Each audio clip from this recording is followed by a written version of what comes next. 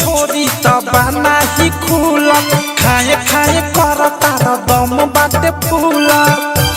ए राजा छोड़ा ना चोली के छोरी तबाना ही खुला खाए खाए कर तार दम बाटे फूला। सुत न हे तू आज भर के पतारा जागल बताओ बोल हम कैसे रोकी हे बताओ कैसे होकी भतार तोहरा धैले बकोकी हे बताओ कैसे होकी भतार तोहरा धैले बकोकी।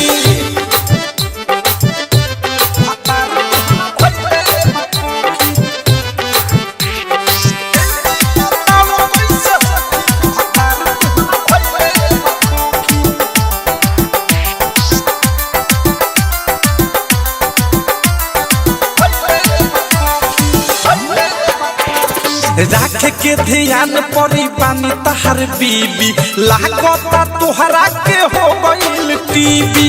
राख के ध्यान परी पानी तोहर बीबी लागता तोहरा के हो गइल टीवी। जाके पिया तू सिरप जन कर डाउनियम गिर जइब न सहाय तोहरा से झोंका झोंकी हे बताओ कैसे होकी भतार तोहरा धैले बकोकी हे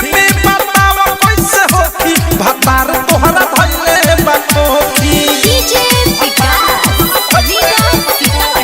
डायमंड रिकॉर्डिंग स्टूडियो चौराना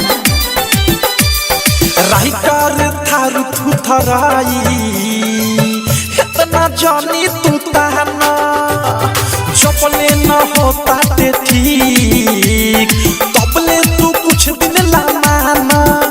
जानी प्रेमिया भेष अनुराग या मुकेश मिसाइल सुबोध सुई के नोख जानी घोटी हे बताओ कैसे होकी भतार तोहरा धैले बकोकी हे बताओ कैसे होकी भतार तोहरा धैले बकोकी। चोली के छोरी तबाना ही खुला खाए खाए कर तार दम बाटे फूला। सुत न हे तू आज भर के पतारा जागल बताओ बोल हम कैसे रोकी हे बताओ कैसे होकी भतार तोहरा धैले बकोकी हे बताओ कैसे होकी भतार तोहरा धैले बकोकी। आरसीएम म्यूजिक न्यू ऐप अभी डाउनलोड कीजिए हमारे गूगल प्ले स्टोर से और पाए भोजपुरी लोकगीतों का एक से बढ़कर एक ऑडियो वीडियो सॉन्ग बिल्कुल मुफ्त।